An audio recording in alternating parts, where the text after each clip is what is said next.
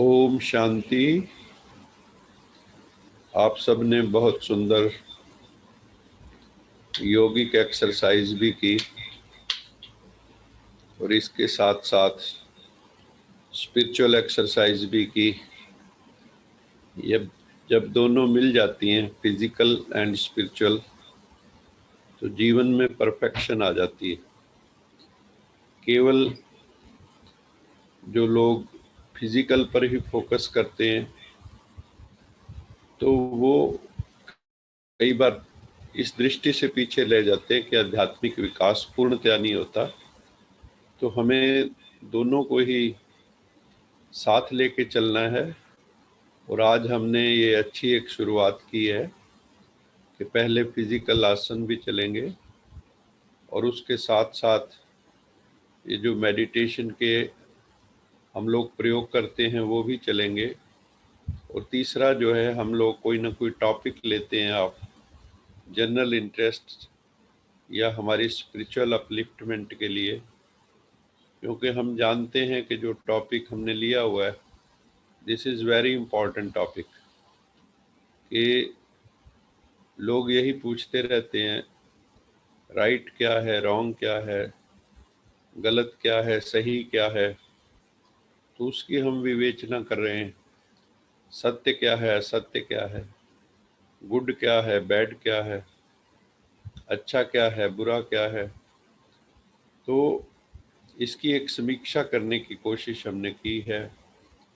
कुछ चर्चा हमने कल की थी, कोड ऑफ कंडक्ट जो हम लोगों ने, इस समाज ने इवॉल्व किया है over the centuries.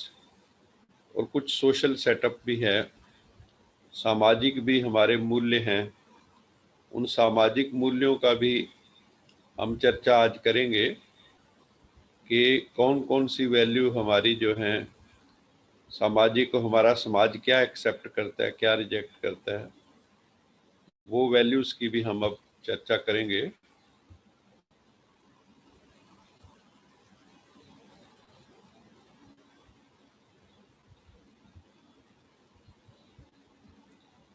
In values को हम स्पिरिचुअल मोर्स भी कहते हैं। रस्म रिवाज जो हैं, सोशल मोर्स, सामाजिक रस्म रिवाज, ये क्या होते हैं?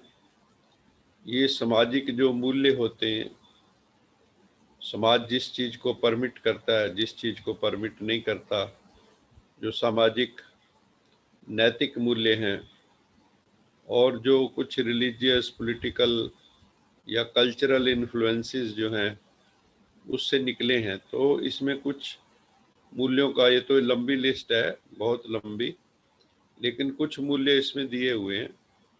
वो कौन से हैं? कि ड्रग्स एब्यूज़ नॉट परमिसिबल। जैसे हम ड्रग्स, लोग आजकल पंजाब में, तो आपको सबको पता ही है कि पंजाब में कितना ड्रग्स का सेवन हो रहा है। और वहाँ जहाँ पहले कितने ओलंपिक मेडल्स आया करते थे, अब यूथ जो है कई उसमें ड्रग एब्यूज़ में फंस गए हैं। तो क्या हालत हो गई है। और हम लोग देखते हैं कि करनाल के अंदर भी हमें कोई बता रहे थे, जो नारकोटिक्स विभाग के हैं, यहाँ पे भी धीरे धीरे ये रूट्स पकड़ रहा है। तो हर जगह इसका ड्रग एब्यूज़ जो है, लेकिन कोई भी माँ बाप इसका समर्थन नहीं करते हैं। दूसरा है कि अगर मान लो कोई रेजिडेंशियल एरिया है, उसमें कोई बहुत स्पीड से, at a very high speed 80-90 के ऊपर कोई गुजरे, तो समाज उसको ठीक नहीं समझता। दूसरा, हमें वीमेन के लिए भी कहते हैं कि, और पुरुषों के लिए भी कहते हैं कि ऐसी ड्रेस पहने जो सभ्य लगे।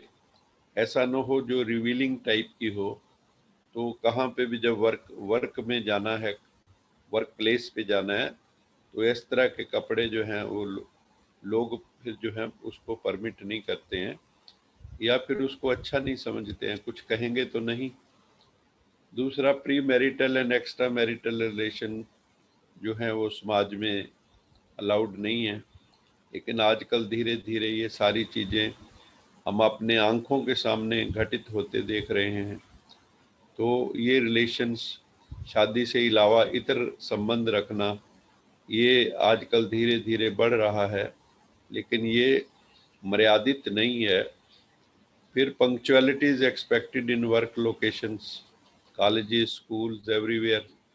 हम हर जगह एक्सपेक्ट क्या करते हैं कि जो, जैसे हम ये प्रोग्राम करते हैं तो हम भी एक्सपेक्ट करते हैं कि हम भी पंक्चुअल हों, आप भी पंक्चुअल हों। अगर आप लोग आके बैठे रहें, मेरा वेट करते रहें कि कब शुरू करेंगे, तो ये अच्छा नहीं लगेगा, सिविलाइज्ड नहीं लगेगा।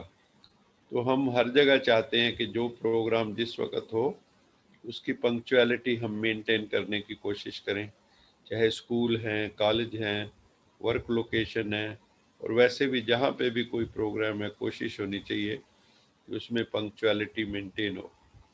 फिर है कैजुअल क्लॉथ्स, जो आप घर में क्लोथ्स पहनते हैं कैजुअल टाइप के, उसको ऑफिस में नहीं पहन के जा सकते। या कोई शादी विवाह है तो आप घर में जो कपड़े पहनते हो वो पहन के वहाँ नहीं जा सकते।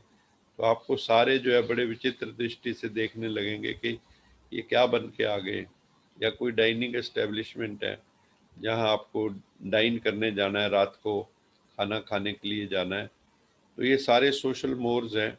अल्कोहल कंजम्पशन जैसे है, कोई गवर्नमेंट या प्राइवेट एस्टेब्लिशमेंट है उसके अंदर अलाउड नहीं है, लेकिन धीरे धीरे हम देख रहे हैं कि इंडियन लेडीज़ भी जो है अल्कोहल कंजम्पशन शुरू कर दिया है, काफ़ी यूथ में भी हो गया है।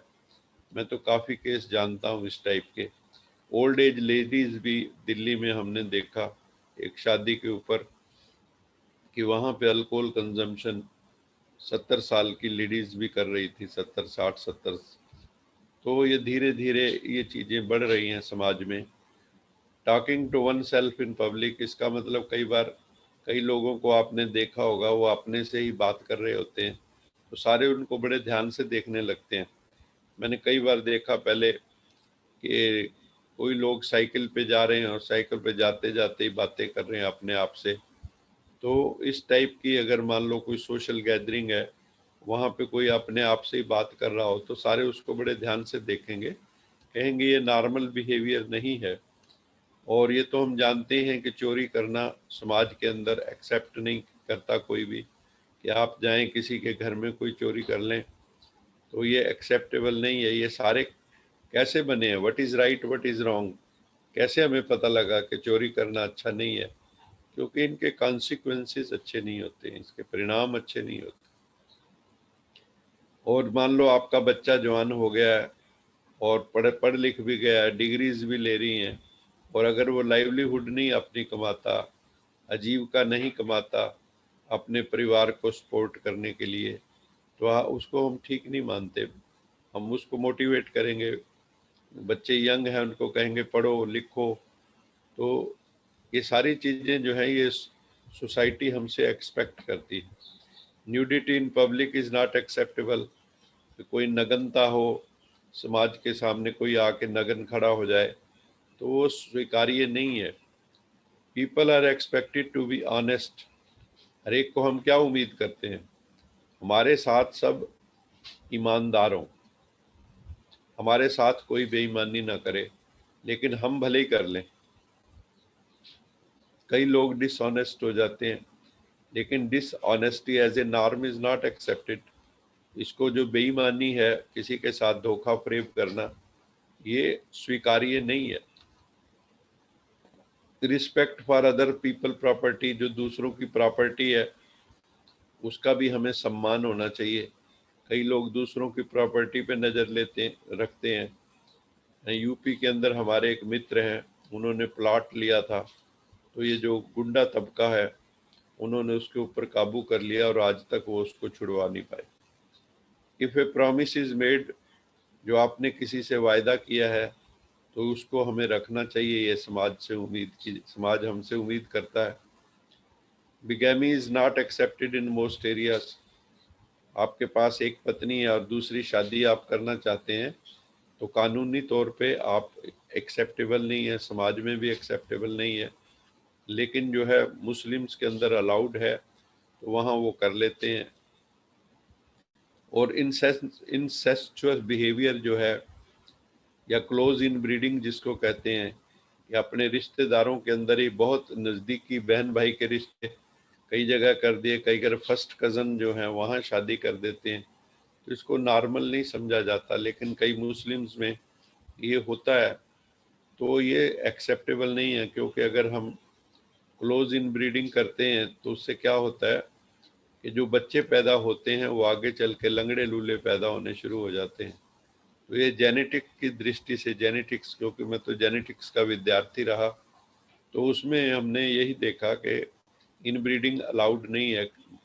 नज़दीकी रिश्तेदारी में शादी जो है नहीं करना, और इस टाइप की चीज़ें, हालांकि कई देश हैं उनके अंदर जो है बहुत नज़दीकी रिश्तेदारों में, इवन बहन भाई में भी शादी कई देशों में अलाउड है।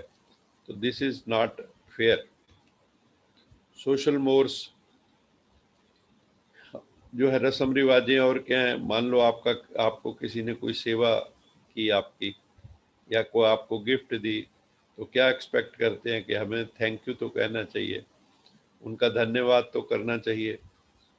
दूसरा, मान लो आपने किसी से कोई लोन लिया है, कर्जा लिया है, आपका कोई दोस्त है, उसने आपको आपके दुख के समय में आप उससे कर्जा लिया और आप उसकी फिर रीपेमेंट करना भूल गए, या उसको टरका रहे हैं, आपके पास पैसे होते हुए भी नहीं दे रहे हैं। हमने देखा है कई लोगों को, आपके पास आएंगे उस वक्त तो प्रॉब्लम में होते हैं और बाद में रीपेमेंट करना बिल्कुल भूल जाते हैं।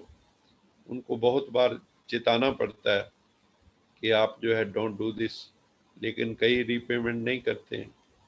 Remaining loyal to one spouse, पति पत्नी एक दूसरे के प्रति वफादार रहें, ये समाज में एक्सपेक्ट किया जाता है।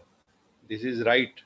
अगर एक दूसरे के प्रति वो लॉयल नहीं रहें, बेवफाई करें, तो वो बहुत ही गलत समझा जाता है। This is not expected from us. Rising for the national anthem, जब राष्ट्रीय गान हो तो हम सब खड़े हो जाएं, ये हम लोगों से एक्सपेक्ट किया जाता है। Not abusing children is a societal expectation. कई जगह चाइल्ड अब्यूज होती है, ये आपके सब जानते ही, अखबारों में भी आते रहते हैं। तो दिस इज़ वेरी बैड। तो ये अच्छा नहीं है, ये राइट नहीं है। Executive dress is expected for a job interview. मान लो आप किसी जॉब के इंटरव्यू के लिए गए हैं और आपने कोई भी ड्रेस उल्टी सुल्टी पहन रखी है, तो वो पहले तो जाते ही आपको वो हो सकता है कि ज़्यादा पूछ पाछ भी लें, लेकिन पहला क्वेश्चन तो यही होगा कि ये आपने क्या पहन रखा है। तो हमें जो नॉर्म्स हैं सोसाइटी के, उनको भी फॉलो करना चाहिए। है ये belching and making chewing side at the dinner table. अगर आप मान लो किसी डिनर टेबल पे बैठे हैं और भी लोग बैठे हैं और आप वहाँ डकार मारना शुरू कर देते हो जोर जोर से, या खाने के समय बहुत च्यूइंग साउंड करते हो, आवाज़ें कर रहे हो, तो असभ्य माना जाता है, लोग उसको अच्छा नहीं मानते हैं। ये समाज के हमारे जो है ना रस्म रिवाज, मैनरिज्म इसको कह सकते हैं, कि हम जो है मैनरिज्म जो है वो भी बड़ा इम्पोर्टेंट होता है। मान लो आपकी इंटरपर्सनल कन्वर्सेशन, आपस में बातचीत चल रही है और उसमें हम किसी को कर्स करना शुरू कर देते हैं, एब्यूज़ करना शुरू कर देते हैं, गालियां देना शुरू कर देते हैं, तो ये भी एक्सेप्टेड नहीं है। रूडनेस टू सर्विस स्टाफ, आपका जो सर्विस स्टाफ है उसके साथ हम रूड बिहेवियर करते हैं, तो ये समाज में अच्छा नहीं माना जाता है। We should be very kind to service staff. हमें सबको प्रेम से, सभ्यता से सबसे बात करनी चाहिए, सिविलाइज्ड बिहेवियर हमारा होना चाहिए। अब मान लो एक बैंक है, उसको कोई लोग लूट लेते हैं, तो क्या हम इसको राइट मानेंगे? रॉबिंग ए बैंक, नहीं, बिल्कुल नहीं। या कोई इंश्योरेंस का फ्रॉड करे आपके साथ, ये दिल्ली में कुछ पेंशनर्स के साथ पीछे किसी ने बहुत बड़ा फ्रॉड किया था, तो ये सारी चीज़ें एक्सेप्टेड नहीं हैं।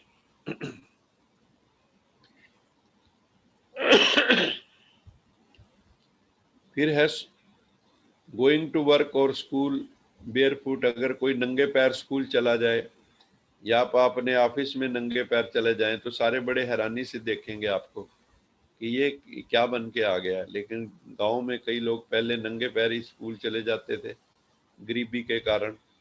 तो लेकिन ये एक्सेप्टेड नॉर्म नहीं है। बीइंग काइंड टू एनिमल्स, जो हमारे चारों तरफ फ्लोरा एंड फौना, मतलब एनिमल जगत और वनस्पति जगत, उसके प्रति भी हम काइंड हों, पशुओं के प्रति भी और वनस्पति जगत के प्रति भी, ये हमसे एक्सपेक्ट किया जाता है। Poking your nose in others conversation, मान लो दो लोग बात कर रहे हैं और आप ऑल ऑफ ए सडन गए वहां और जाके आपने अपनी कहानी शुरू कर दी। उन क्या बात कर रहे हैं आपने जानने की चेष्टा ही नहीं की। तो ये जो है असभ्य बिहेवियर है, इसको एक्सेप्ट नहीं करता समाज। This is not right, this is wrong. तो राइट रॉन्ग की हम चर्चा कर रहे हैं। उस राइट रॉन्ग के तहत समाज ने जो मैनरिज्म इवॉल्व किया है, रस्में इवॉल्व की हैं, उसकी चर्चा हम कर रहे हैं कि what is right, what is wrong. अब जो है ये थोड़ा सा वो आ जाता है कि कॉन्सिक्वेंशियलिज्म, इसके ऊपर जो हम चर्चा कर रहे हैं, जो टॉपिक लेके कि राइट क्या है, रॉन्ग क्या है, इसके ऊपर समय समय पर कई थ्योरीज आई हैं, कई प्रकार की हाइपोथेसिस लोगों ने दी हैं। उसमें एक है परिणामवाद। इसमें क्या है कि Morli right action is one, के नैतिक दृष्टि से वो सही कार्य है that produces a good consequence और आउटकम, जिसका परिणाम अच्छा है, वो कार्य सही है जिसका परिणाम अच्छा है। इसमें है एंड्स जस्टिफाई द मीन्स। हम जानते हैं किसी भी लक्ष्य को प्राप्ति करने के लिए जो हमारे साधन हैं, वो इसमें कह रहे हैं एक जो साध्य है आपका, वो अगर श्रेष्ठ है तो मीन्स कैसे भी हो, साधन कैसे भी हो, कोई बात नहीं, उसका नेट रिजल्ट अच्छा निकलना चाहिए। The consequences of an action or rule generally outweigh all other consideration. जो परिणाम है बाकी सारी चीजें उसके नीचे रह जाती है। अगर परिणाम अच्छा, all is well that ends well, ये आमतौर पे कहते हैं, all is well that ends well. अब इसमें कई बातें आ जाती हैं। इसमें दो दृष्टिकोण हमारे देश में ही रहे क्रांतिकारियों के बीच में। समझो जब भारत स्वतंत्र कराना था, तो एक थी शहीद भगत सिंह की अप्रोच और एक थी महात्मा गांधी की अप्रोच। महात्मा गांधी की अप्रोच थी कि बोथ मीन्स एंड एंड दोनों ही प्योर होने चाहिए, श्रेष्ठ होने चाहिए, अच्छे होने चाहिए। भगत सिंह कहता था कॉन्सिक्वेंस जो है वो ज्यादा इंपॉर्टेंट है, वो कॉन्सिक्वेंशलिज्म को विश्वास करता था। गांधी जी एंड्स और मीन दोनों की श्रेष्ठता पे विश्वास करते थे। भगत सिंह जी कहते थे कि ये सज्जनों के लिए तो ठीक है आपकी फिलॉसफी कि आप प्यार से किसी को कहो, जैसे मान लो उदाहरण लीजिए कि आपके घर में कुछ गुंडा तबका, गुंडे लोग आ गए और आप उनको कहते हो ओम शांति भाई जी आओ बैठो, आज चाय बनाएं, क्या बनाएं आपके लिए, और वो आपकी कनपटी के ऊपर रिवॉल्वर रखना चाह रहे हैं और आपको कहते हैं ये घर खाली कर दो, या आपका कोई प्लॉट है उसको कहते हैं खाली कर दो, तो आपको क्या करना होगा, ये हमें सोचना है। क्या आत्मरक्षा करनी है, उनको किस तरह से डील करना है, या लॉ ऑफ द लैंड जो है हमने वो फॉलो करना है, तो क्या करना है। तो एक बार भगत सिंह ने गांधी जी को एक लेटर लिखा था, उसमें इस ढंग की बात लिखी थी कि मान लो किसी जगह पे एक बहुत बड़ी गैदरिंग है, वहां पे स्पीच देनी है, गांधी जी ने देनी है या किसी ने भी देनी है, और दो बैड एलिमेंट बम लेके जा रहे हैं और वो उस रैली के अंदर उस बम को डालना चाहते हैं ताकि ये लोग मर जाएं जो बैठे हुए हैं वहां, मैक्सिमम कैजुअलिटी हो बम के द्वारा। और मान लो भगत सिंह को पता लग गया ये 2 लोग वहां पे बम विस्फोट करने जा रहे हैं, जो रैली हो रही है, तो उसको क्या करना चाहिए? ये एक प्रश्न है कि जो वो 2 लोग हैं, अगर हम उनको मारते हैं तो वो हिंसा हो जाती है, अगर हम उनको गोली मार देते हैं तो वो हिंसा की श्रेणी में आ जाती है, वायलेंस हो जाता है। अगर नहीं मारते तो वो इतना वायलेंस कर रहे हैं कि वहां पे हजारों लोग मर रहे हैं। तो which step we should take? तो इसमें कॉन्सिक्वेंशियलिज्म में ये कहते हैं, क्योंकि इसका जो परिणाम है अच्छा है कि आपने हजारों लोगों को मरने से बचा लिया उस बम से और उन दोनों को मार दिया। ये थी भगत सिंह की अप्रोच। महात्मा गांधी जी चाहते थे कि उन 2 जो वो गुंडा गुंडे हैं, जो 2 या जो वहां पे बम विस्फोट करना चाहते क्रिमिनल्स हैं, वो क्रिमिनल जो हैं उनको प्यार से समझाना चाहिए। गांधी जी कहते हैं उनको प्यार से समझाना चाहिए, उनको शांति से समझाना चाहिए, उनको अहिंसक होकर समझाना चाहिए, भाई डोंट डू दिस।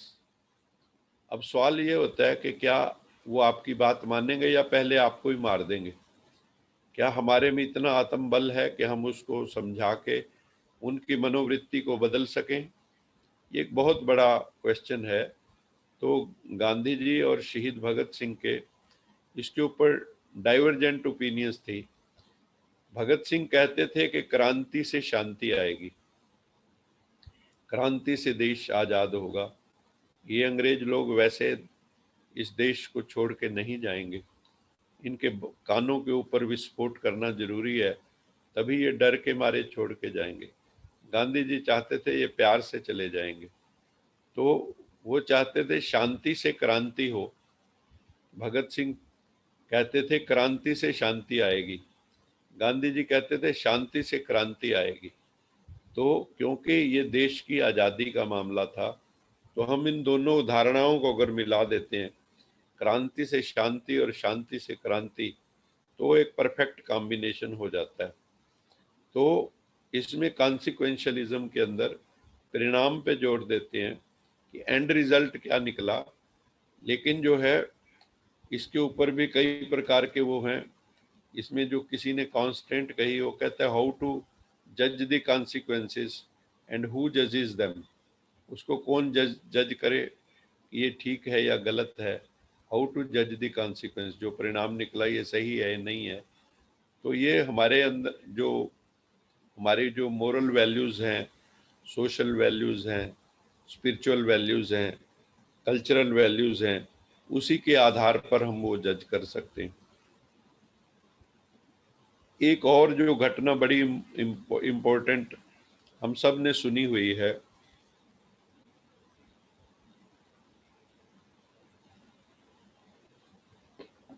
तो वो थी महाभारत की। महाभारत के अंदर दिखाया था ना कि द्रोणाचार्य का जो पुत्र अश्वत्थामा था, उसके मस्तक में तीसरा नेत्र दिखाते हैं था, और उसको मारना असंभव था। और द्रोणाचार्य का भी बहुत मोह था अपने पुत्र में, तो उसको मारने के लिए द्रोणाचार्य को एक प्लान बनाई गई थी, और उसमें युधिष्ठिर को शामिल किया गया था, धर्मराज युधिष्ठिर को। धर्मराज युधिष्ठिर को ये कहलवाया गया था, अश्वत्थामा हतो नरो व कुंजरो व, कि अगर युधिष्ठिर ये बात कह दे कि अश्वत्थामा मर गया, तो फिर जो है द्रोणाचार्य अपने अस्त्र शस्त्र छोड़ देंगे और उनको मारना आसान हो जाएगा, वरना सबके बस की बात नहीं थी, अर्जुन के बस की बात भी नहीं थी द्रोणाचार्य को मारना। तो युधिष्ठिर ने उसमें कहा, जो शुरू में कहा अश्वत्थामा हतो, ये तो बहुत जोर से कहा, और जो नरो व कुंजरो व कहा ये बड़ी दबी आवाज में। और उस समय कई लोग तो कहते हैं उस वक्त इस ढंग के आवाजें कर दी गई, ढोल बजा दिए गए, जो पिछले अक्षर सुने ही नहीं, यही सुना बस अश्वत्थामा हतो। ये जो द्रोणाचार्य थे उन्होंने सुना, तो उसके बाद उन्होंने अस्त्र शस्त्र का त्याग कर दिया और उनको मार दिया गया। तो इसमें भी ये दिखाया है, अश्वत्थामा नरो व कुंजरो व का मतलब था, अश्वत्थामा हाथी का भी नाम था कि अश्वत्थामा मर गया। नरो व कुंजरो व वो नर था, कुंजर मैंने हाथी था, हाथी का भी नाम था, तो हाथी मरा था ना के अश्वत्थामा मरा था। तो अश्वत्थामा हतो नरो व कुंजरो व, भी वो नर था या कुंजर मैंने हाथी था, ये मुझे नहीं पता। हालांकि ये युधिष्ठिर ने सत्य बोला, लेकिन इसमें इंटेंशन पहले पता थी कि आधे वाला हिस्सा जो है सुनाया गया, बाकी वाला हिस्सा जो है द्रोणाचार्य के कान में पड़ने नहीं दिया गया, जबकि बोला यही गया था। भी वो हाथी था या मनुष्य था मैं नहीं जानता हूँ। तो इसमें भी यही दिखाया कि परिणाम की बात हो रही थी कि कैसे द्रोणाचार्य को मारा जाए। तो उसमें भी ये एक तरह के कॉन्सिक्वेंशलिज्म का ही एक दिया कि इसका परिणाम, क्योंकि अगर वो जीता रहता तो इनके लिए युद्ध जीतना आसान नहीं था। तो हर जगह पे महाभारत में कॉन्सिक्वेंशियल थ्योरी का काफी, मुझे ऐसा लगता है कि प्रयोग किया गया। और इसको वैसे कहा भी जाता है, this is the famous lie of Yudhishthira about the death of Drona's son which leads to the defeat. तो ये हमने कहानी सब ने सुनी हुई है। इसमें भी अगर आप महाभारत को भी देखो, या आप हमारे जितने रावण की हत्या हो या कंस की हत्या हो, हम सब उसको सेलिब्रेट करते हैं कि दुष्ट की हत्या अगर हो जाए, है तो हिंसा, लेकिन हम उस हिंसा का समर्थन कर देते हैं। दुष्ट की हिंसा जो कर दे, हम उनको भगवान का टाइटल दे रहे हैं। श्री कृष्ण ने कंस की हत्या की, जो है राम जी ने रावण की हत्या की, औरों की भी बहुतों की, राक्षसों की हत्या की। तो हम उसको जो है हिंसा नहीं मानते, एक तरह से हम तो उसको बहुत शुभ काम मानते हैं, भी बहुत बढ़िया किया। तो इसलिए वो राइट है या रॉन्ग है, ये किस पर्सपेक्टिव में देखें, लेकिन इसमें यही आ जाता है घूम फिर के कि अंत का रिजल्ट क्या निकल रहा है। लेकिन कई इसका समर्थन नहीं करते हैं। वो कहते हैं कि जब ये धर्म युद्ध था, महाभारत का युद्ध धर्म युद्ध था, धर्म क्षेत्र कुरुक्षेत्र की बात होती है, तो धर्म युद्ध होते हुए भी इसमें जो कोई भी धर्म के सिद्धांतों का अंत में फॉलो नहीं हुआ, पहले होते रहे, लेकिन सबसे ज्यादा गड़बड़ कहाँ शुरू हुई थी, जिस वक्त अभिमन्यु की हत्या हो गई और 5-6 वीरों ने मिलकर उस अकेले को मारा। तो उसके बाद जो है जितने भी नियम थे, युद्ध के नियम, जैसे जांग पे वार नहीं करते थे, लेकिन जो है दुर्योधन की जांग पे भीम ने वार किया था, ऐसे और भी हम सब जानते हैं। तो वहाँ पे एक सिर्फ कॉन्सिक्वेंशलिज्म को ही हमने महत्व दिया है। तो वैसे जो रियलिटी है उसको कई बार फॉलो करना इसलिए इस युग में मुश्किल है, क्योंकि जो दुष्ट होते हैं वो, जैसे लातों के भूत कहते, बातों से नहीं मानते हैं। तो कई जगह भगवान बांसुरी सुनाते हैं, मुरली सुनाते हैं, और कई जगह जो है दिखाया ना, सुदर्शन चक्र भी चलाना पड़ता है। तो कुछ आत्माएं हैं जो मुरली से समझ जाती हैं, कुछ आत्माएं हैं जो सुदर्शन चक्र चलाना पड़ता है, वो चक्र से गला कटता है तभी उनकी समझ में आती है बात। तो ऐसे ये एक कॉन्सिक्वेंशलिज्म के ऊपर ये बड़ी महत्वपूर्ण जो है थ्योरी है। और हम थोड़ी सी और भी जो नैतिकता की थ्योरीज हैं समाज के अंदर, उसकी भी चर्चा कर लेते हैं। एक है यूटिलिटेरियनिज्म, जिसको हम हिंदी में कहेंगे उपयोगितावाद। कोई भी वस्तु है संसार में, आप उसका उपयोग कीजिए, उसको यूज कीजिए, लेकिन उससे अपना मोह ना जोड़िए। जैसे आप अपने घर में रह रहे हैं, आपने ये बनाया है, और लेकिन इसको अगर हम मेरापन जोड़ देते हैं तो प्रॉब्लम आती है। अन्यथा आप यूज कर रहे हैं, मौज ले रहे हैं, हम उसकी यूटिलिटी जो है, उसकी उपयोगिता जो है, उसको यूज कर रहे हैं। ये इस utilitarianism holds that an action is right if it leads to the most happiness for the greatest number of people.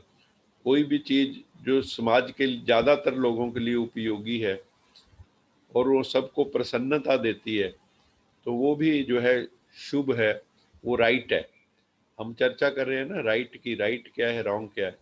तो इसमें राइट क्या क्या है उस थ्योरी में, उपयोगितावाद में, वो कहते हैं जो समाज के ज्यादा से ज्यादा लोगों को खुशी प्रदान करे, ऐसा एक्शन वो जो है, हम उसको कह सकते हैं कि ये उपयोगी है। हैप्पीनेस का यहाँ मतलब क्या है? मैक्सिमाइजेशन ऑफ प्लेजर, जो जीवन में सुख है उसको बढ़ाना, और मिनिमाइजेशन ऑफ पेन, जो दर्द है, गम है, उनको दूर करना है। फिर एक है हिडोनिज्म, सुखवाद। ये चारवाक दर्शन की तरह है। The philosophy, hedonism is the philosophy that pleasure is the most important pursuit of mankind. हम जो कुछ भी कर रहे हैं अपने जीवन में, वो आनंद की खोज के लिए कर रहे हैं, मौज के लिए, आनंद लेने के, सुख भोग के लिए। हमारी सारी यात्रा सुख भोगने की है। तो उसमें इंद्रियों का भोग जो है, कोई खा रहा है, कोई पी रहा है, कोई देख रहा है। हाँ, आंखों को सुख, नैन सुख दे रहे हैं, कोई कर्ण सुख दे रहे हैं, कोई जिह्वा को सुख दे रहे हैं, कोई काम वासना में डूबे पड़े हैं। तो ये सारे जो हैं सुखवाद के अंदर, जब तक जियो सुख से जियो, कर्जा लेके घी पियो, भस्मीभूतस्य देहस्य पुनरागमनम कुतम। ये शरीर तो एक दिन शमशान के अंदर जल के भस्म हो जाना है, तो किसी ने कर्जा देने वापस कब आना है? तो जब तक जियो सुख से जियो, कर्जा लेके भी अगर घी पीना पड़ता है तो कोई बुरी बात नहीं है। ऐसी धारणा हीडोनिज्म के अंदर है कि आप भोगवाद की तरफ ये बढ़ाता है। जब तक जियो सुख से जियो, चारवाक दर्शन जो भारत का है, उसके ऊपर इसका जोर है कि लेकिन ये सत्य नहीं है। ज्यादा भोग जितने भी होते हैं, हमने बताया था उस दिन भी कि भोगा न भोगता वय में व भुगता।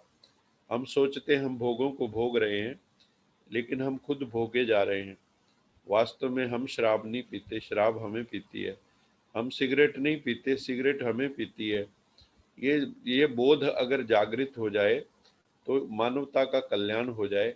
और जितने भी सुख हैं ये थोड़ी देर के लिए, क्षणिक हैं। कहते हैं ना, जीभ पर जब तक रसगुल्ला पड़ा हुआ है तब तक मिठास है, जब पेट में चला गया तो जीवा के ऊपर कोई रस नहीं है उसका। तो हम लोग जो है रस के पीछे दौड़ते हैं, इंद्रिय सुखों के पीछे दौड़ते हैं। फिर है अदर इथिकल थ्योरीज कौन सी हैं? एक है अहम भाव वाली, ईगोइज्म। वो कहते हैं any an action is right if it maximize good for the self. जो हमारा व्यक्तिगत कल्याण करे वो बहुत बढ़िया है, चाहे इससे जो है जनरल वेलफेयर जो है समाज का, वो उसको इफेक्ट आता हो, नेगेटिव डेट्रीमेंटल हो, तो भी हम कहते हैं कि बस मेरा भला होना चाहिए। हर वक्त बस मैं। और कई लोग ऐसे हैं उनका सिर्फ फोकस सेल्फ सेंटर्ड है, वो सेल्फिश हैं, तो उनका अहम फोकस है। तो ये भी थ्योरी है कि अपना जो है भला करो बस, और क्या। कोई मरे कोई जीवे सुथरा कोल पतासा पीवे। पंजाबी में कहते हैं कोई मरे कोई जीवे सुथरा कोल पतासा पीवे। उसको किसी के मरने से नहीं, जीने से अपनी मौज में रहना है। फिर है एपिक्यूरियनिज्म। ये मोर मॉडरेट अप्रोच है। इसमें भी हैप्पीनेस को मैक्सिमाइज करने की बात है, but which defines happiness more as a state of tranquility than pleasure. इसमें थोड़ी ये पहली डेफिनेशन हीडोनिज्म से डिफरेंस है कि इसमें ये कहा गया है कि जो हैप्पीनेस है वो ज्यादा मन की शांति से जुड़ी हुई है। तो यहाँ पे मन की शांति जो है महत्वपूर्ण है, केवल जो है संसार के भोग वगैरह महत्वपूर्ण नहीं है। तो स्टेट ऑफ ट्रैंक्विलिटी जो माइंड की है वो महत्वपूर्ण है। फिर एक है एसेटिसिज्म, जिसको हम संन्यास कहते हैं। कई लोग जो संसार को छोड़ के चले जाते हैं और दूसरों के कल्याण के लिए काम करना चाहते हैं, तो इसमें ये कहा गया है, this is characterized by abstinence from egoistic pleasures, जो हम ये ईगोइज्म के खिलाफ है, मतलब विरोध में है। ये कहते कि अपने लिए नहीं, अपने लिए जिए तो क्या जिए, है दिल तो जी जमाने के लिए। तो इसका ये है एस्थेटिसिज्म का कि हम जो है संसार के भोगों में ज्यादा ना डूबें, और बल्कि हम अपना स्पिरिचुअल गोल प्राप्त करें, जो आध्यात्मिक हमारा लक्ष्य है उसको प्राप्त करें। और भोगों को मिनिमम यूज करना चाहिए हमें। ज्यादा, जितनी ज्यादा इच्छाएं होंगी उतना ज्यादा हम दुखी होंगे, क्योंकि कामनाओं का, इच्छाओं का, तृष्णाओं का कोई अंत नहीं है इस संसार के अंदर। तो हमें जो है थोड़ा वैराग्य वृत्ति भी रखनी चाहिए, डिटैचमेंट करनी चाहिए, और उतना ही संसार से लें जितना जरूरी है, भर भर के इकट्ठा करने की जरूरत नहीं है। फिर है altruism, परोपकार, which prescribes that an individual should take actions that have the best consequences for everyone। ऐसे काम करो जिससे सबका भला हो। नानक नाम चढ़दी कला, तेरे पाने सरबत का भला, जिसमें सरबत का भरा हो, ना केवल मेरा, सबका भरा हो। जैसे ऑगस्ट कॉमिटे ने भी कहा था, लिव फॉर अदर्स, दूसरों के लिए जियो, परोपकारी बनो। Thus, individuals have a moral obligation to help, serve or benefit others if necessary at the sacrifice of self-interest। इसमें सेल्फ इंटरेस्ट प्राइम नहीं है, अपना जिसको सेल्फलेस कहते हैं ना, सेल्फलेस, निस्वार्थ, निस्वार्थ भाव से हम सेवा करें, उसको राइट माना गया। अभी हम मुरली के कुछ पॉइंट लेंगे और आज का सेशन ओवर होगा। भगवान शिव ने आज क्या कहा? बाबा ने कहा, मीठे बच्चे मुझे याद करो तो ये काया निरोगी बनकर तुम दीर्घायु बन जाएंगे। जितना हम भगवान को याद करते हैं, याद करते करते ऐसी मानसिक स्टेट आती है कि उसमें जो है हमारे अंदर अमृत झरना शुरू हो जाता है, good hormones, happy hormones secrete होने लगती है, तो बॉडी हमारी जो है हील हो जाती है और आयु लंबी हो जाती है। सभी इसलिए कहते हैं ना, योग से आयु लंबी होती है। अगर फिजिकल योग और मेंटल योग दोनों कंबाइन हो जाए तो नथिंग लाइक इट। तुम बच्चों को शिव बाबा अमरलोक विष्णुपुरी का मालिक बनाते हैं। अमर आत्मा की अमर कथा सुनाकर हमें भगवान अमर कथा सुना रहे हैं कि आत्मा अमर है। अमरलोक विष्णुपुरी में कैसे जा सकते हैं, उसकी पूरी साधना की विधि हम सब आत्माओं को सुना रहे हैं, हम सुन रहे हैं। अमरलोक में जो देवता रहते हैं वो अपनी इच्छा से शरीर का त्याग करते हैं, वहाँ अकाल मृत्यु नहीं होती है। लेकिन जब वाम मार्ग में जाते हैं, जो वो विषय विकारों में गिर जाते हैं, जब वो उनका पवित्रता भंग हो जाती है, तो मृत्यु लोक के वो मालिक बन जाते हैं, जहाँ अकाल मृत्यु होता रहता है। अभी हम मृत्यु लोक में रह रहे हैं, रोज कितने लोगों की मृत्यु हो जाती है, अकाल हो जाती है। जवान जो बच्चे मर रहे हैं, कुछ बच्चे 2-5 साल के अंदर अंदर मर जाते, कुछ पैदा होते ही मर जाते हैं। अब सोचने की बात है, जो बच्चा गर्भ से ही मरा, जिसको स्टिल बर्थ कहते हैं, तो उसको क्या सजा है कि वो पैदा भी नहीं हो पा रहा है, कोई पैदा होते ही मर रहा है। सोचने की बात है, क्या कर्म रहे होंगे। इस समय हम ब्राह्मण हैं चोटी। हम ब्राह्मण मतलब कौन? जो ब्रह्मा मुख वंशावली, जो शिव बाबा का ज्ञान ब्रह्मा मुख से सुनते हैं। चोटी मैंने टॉप की पोजीशन वाले, पहाड़ की चोटी होती है, और चोटी के ऊपर है परमपिता परमात्मा, मतलब एलिवेटेड स्टेट ऑफ कॉन्शियसनेस पे जो जीते हैं वही चोटी स्थिति है, और परमात्मा हम सब के ऊपर है। हम ब्राह्मण आपस में भाई बहन हैं, क्योंकि एक पिता की संतान है। क्रिमिनल असॉल्ट कर नहीं सकते, भाई बहन एक दूसरे को विकारी दृष्टि से देख नहीं सकते। तुम आत्माओं को मन, वाणी, इंद्रियों से पवित्र जरूर बनना है, पवित्र जरूर बनना है। मन भी पवित्र हो, वाणी भी पवित्र हो, इंद्रियां पवित्र हो, आत्मा पवित्र हो। भक्ति जब शुरू होती है तो पहले सतो प्रधान अव्यभिचारी भक्ति थी। अव्यभिचारी का मतलब होता है एक की भक्ति। पहले जब शुरुआत हुई तो केवल परमपिता परमात्मा शिव की भक्ति करते थे। सभी आत्माएं, सारे देशों के अंदर ये परमात्मा शिव की ही भक्ति होती थी। इवन चाइना के अंदर भी जो शिव बाबा की भक्ति होती थी, तो वहाँ जो शिवलिंग है उसका नाम था है मतलब हिवेड हिफू है, सबको शांति देने वाला पत्थर।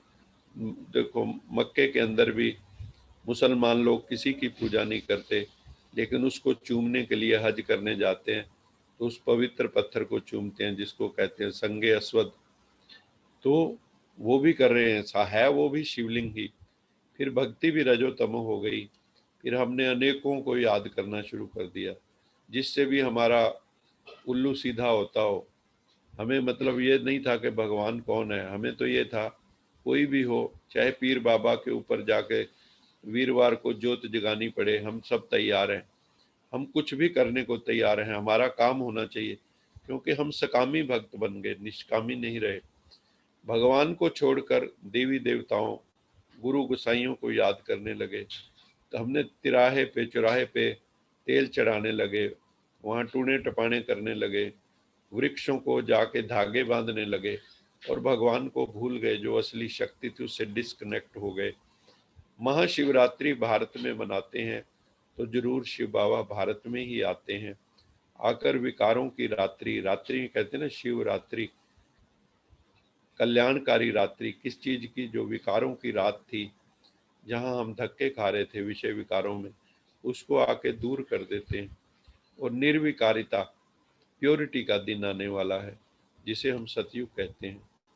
वैष्णव अर्थात विष्णु समान पवित्र आत्माएं, हमें सच्चा सच्चा वैष्णव बनना है, जो कभी विकारों को टच भी नहीं कर सकते।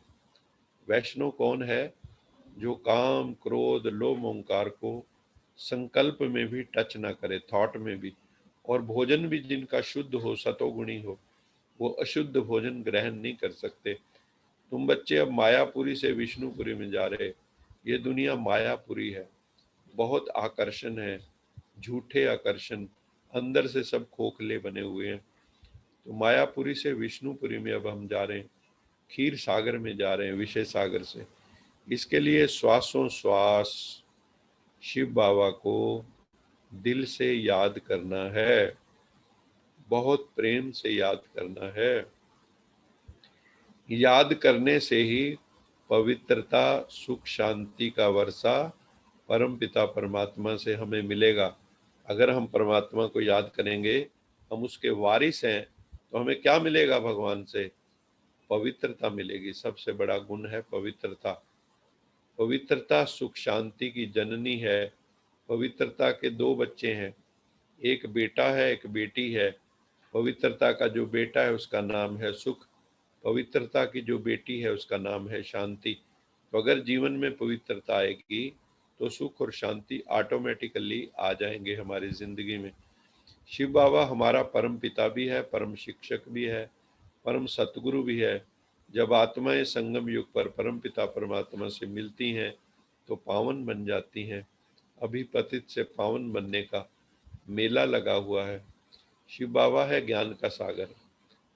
तुम आत्माएं अब ज्ञान गंगा बन गई हो, सबको ज्ञान स्नान करा के, राजयोग सिखा के पवित्र बना रहे हो।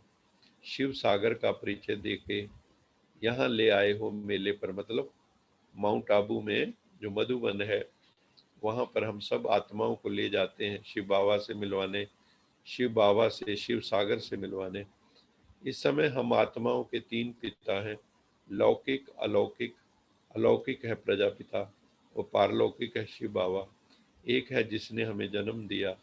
याद एक शिव बाबा को ही करना है, मित्र संबंधियों को भी याद नहीं करना है। शिव बाबा कहते हैं, मैं कालों का काल महाकाल हूँ, इसलिए उज्जैन में महाकालेश्वर मंदिर है। तुम सब आत्माओं को साथ ले जाने के लिए आया हूँ। नरकवासी से स्वर्गवासी बनाने के लिए जरूर मरना पड़ेगा। मैं तुम्हें जीवन दान देने के लिए आया हूँ। ये लास्ट में है, कर्म करते समय धर्म अर्थात धारणा भी संपूर्ण हो। तो हमें कर्म और धर्म का मिलन करना है। तो धर्म और कर्म दोनों का बैलेंस ठीक होने से प्रभाव बढ़ेगा। ऐसे नहीं जब कर्म समाप्त हो जाए तब धारणा स्मृति में आए। कर्म करते हुए धर्म साथ में रहे, धारणा साथ में रहे, श्रेष्ठ गुण साथ में रहे, बुद्धि में दोनों बातों का बैलेंस ठीक हो, तब कहेंगे श्रेष्ठ व दिव्य बुद्धिमान। नहीं तो साधारण बुद्धि, कर्म भी साधारण, धारणाएं भी साधारण होती हैं। जैसे कर्म श्रेष्ठ वैसे धारणा भी श्रेष्ठ होनी चाहिए। अपने मन बुद्धि को अनुभव की सीट पर सेट कर दो मेडिटेशन में, तो कभी अपसेट नहीं होंगे। जो मन बुद्धि को स्पिरिचुअल एक्सपीरियंसेस में खो जाते हैं, जो मन बुद्धि जिनका आध्यात्मिक अनुभूति में खो जाता है, तो वो फिर कभी डिस्टर्ब नहीं होते हैं। तो कंक्लूजन ये है, निष्कर्ष क्या निकला इस सारी चर्चा का? The basis of right and wrong is spirituality. आध्यात्मिकता ही आधार है राइट रॉन्ग का। जो हमारी इन्नेट निसर्गिक जो हमारी ट्रेट्स हैं, core traits of the soul, love, प्रेम, ज्ञान, पीस, शांति, ब्लिस, आनंद, पावर, शक्ति, प्योरिटी, पवित्रता और हैप्पीनेस, सुख, which promote principles of justice, equality, liberty and fraternity। चार जो हैं सिद्धांत हैं कि सबके साथ न्याय हो, सबको हम समान दृष्टि से देखें, लिबर्टी हो और फ्रेटर्निटी मैंने भाईचारा। Of course, individuals' merit will play a significant role, which further depends upon developing the self to excellence and perfection by following the godly principles। हम जो ईश्वरीय सिद्धांतों को फॉलो कर रहे हैं और अपने विकास में लगे आध्यात्मिक, तो हमें कहाँ तक पहुँचना है? हमें प्रभु पिता जैसा हो जाना है, हमें एक्सेलेंस में पहुँचना है, हम परफेक्शन की यात्रा पर हैं। इन्हीं शब्दों के साथ आप सबका बहुत बहुत धन्यवाद, बहुत बहुत शुक्राना। आप सब ने बहुत प्यार से इसको श्रवण किया। ये टॉपिक थोड़ा गहन था, लेकिन कुछ आत्माओं ने इसकी डिमांड की थी कि राइट क्या है, रॉन्ग क्या है, तो उसकी विवेचना करने की कोशिश की है। हो सकता है आपको पसंद आया हो। इसमें और कई डायमेंशंस हैं और ये एक एंडलेस टॉपिक है, इसमें काफ़ी डिस्प्यूटेड टॉपिक है। तो मैंने एक प्रयास किया है हम्बल। ओम शांति, ओम शांति, ओम शांति। चलो सभी मिलकर करते हैं। लोका समस्ता सुखिनो भवन्तु। लोका समस्ता सुखिनो भवन्तु। लोका समस्ता सुखिनो भवन्तु। लोका समस्ता सुखिनो भवन्तु। ओम शांति शांति शांति।